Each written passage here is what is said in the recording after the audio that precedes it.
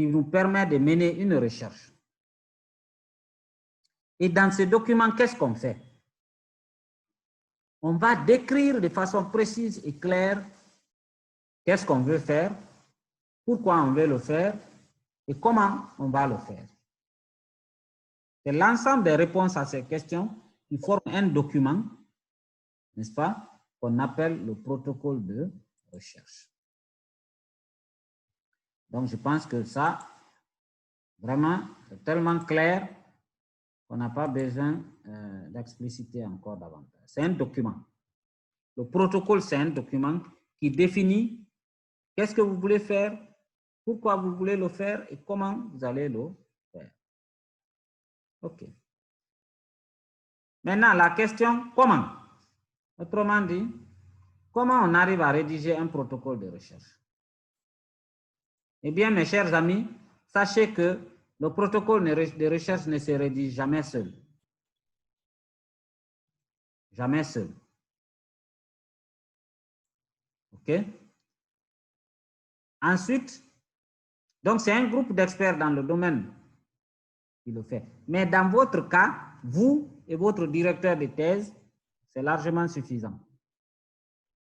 Mais n'oubliez pas que dans certaines écoles ou unités, on va demander de valider le protocole. Donc, vous allez passer devant un jury pour défendre le protocole. Donc, même les membres de ces jurys-là aussi, ils font partie de ce qu'on appelle un groupe d'experts parce qu'ils vont se prononcer sur votre protocole. Bon, on n'a rien à inventer. Hein. Il y a déjà des modèles de protocole. Même dans votre bibliothèque là-bas, à Kofi Annan, si vous allez tout de suite, vous allez trouver des protocoles qui ont déjà été rédigés.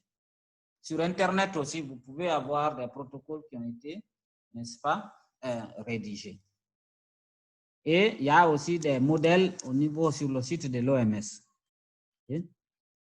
Mais souvent, les documents qui sont disponibles ne sont pas adaptés à ce que vous voulez faire. Parce que ça porte sur des vaccins ou bien sur des médicaments. Mais il y a aussi des guides de rédaction de protocoles qu'on va donner, par exemple, si vous voulez postuler pour un financement. Donc ça, ce sont les bailleurs de fonds qui vont le donner. Et vous allez suivre ça pour rédiger votre protocole.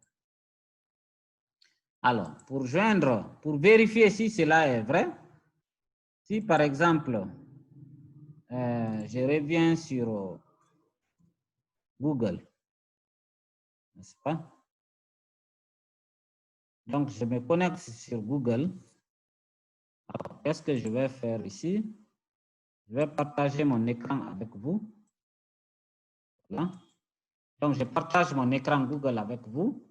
Et alors, je viens ici, je mets un modèle. Modèle de protocole de recherche. Donc, je mets comme ça. Vous voyez ici? Voilà. Ici, je vois plan type de protocole de recherche. Je peux l'ouvrir. Je vois aussi rédaction d'un protocole de recherche. Je vois ici structure type d'un protocole de recherche. Je vois aussi ici comment rédiger un protocole de recherche. Donc, tout ça pour vous dire que ce que je dis là, élaboration d'un protocole de recherche scientifique. Okay? Ici aussi, protocole, principe dans la rédaction. Protocole de recherche biomédicale. Donc, il y en a beaucoup comme ça. Vous pouvez vous amuser, n'est-ce pas, après le cours. Et si je prends celui-ci, vous voyez que protocole de recherche, ceci est un plan type valable pour toute recherche clinique. Il faut le considérer comme un aide-mémoire, ainsi de suite. À titre du projet, ainsi de suite. Voilà, tout est dans les moyens, OK? Voilà, jusqu'à la bibliographie. Il donne un plan type. Bon, voilà aussi l'autre. Structure type d'un protocole de recherche. Pardon. Et voilà, introduction, généralité, structure type, ainsi de suite. Vous voyez? Et ici, ce qui est intéressant dedans, c'est qu'eux, ils donnent même, à dire la taille, quoi. Ils proposent. Ils proposent.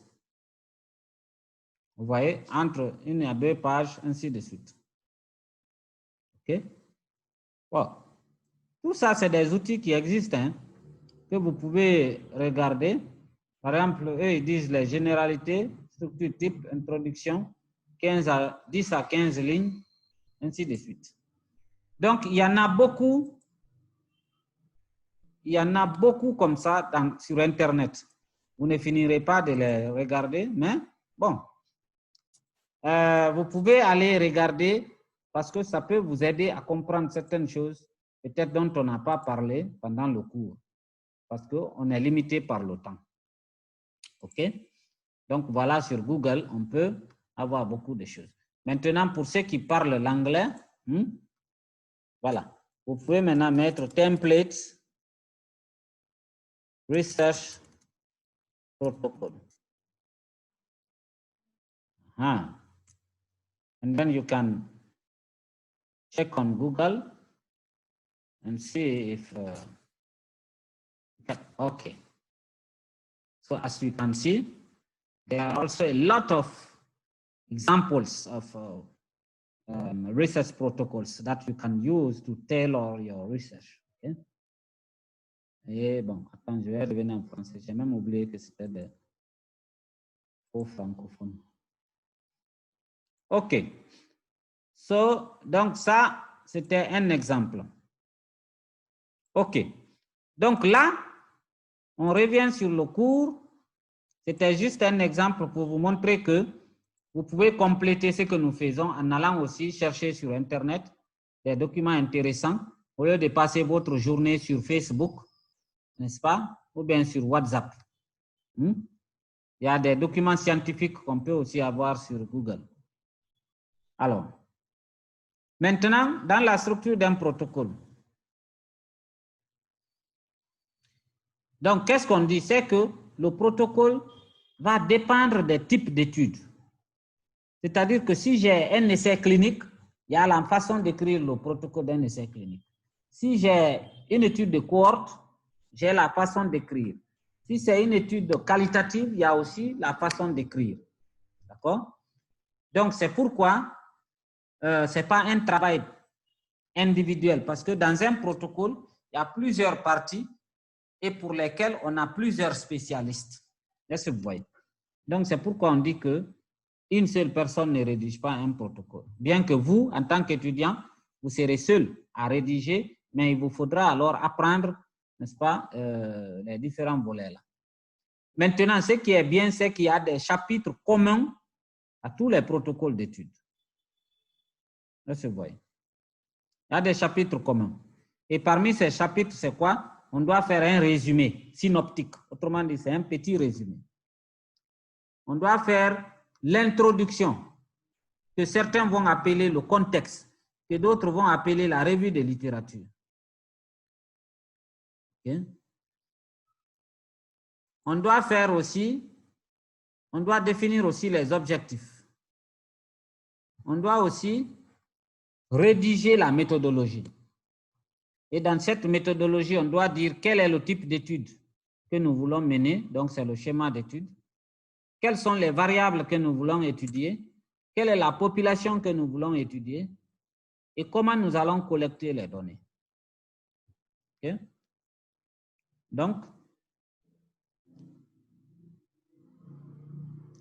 il y a aussi ce qu'on appelle les considérations éthiques.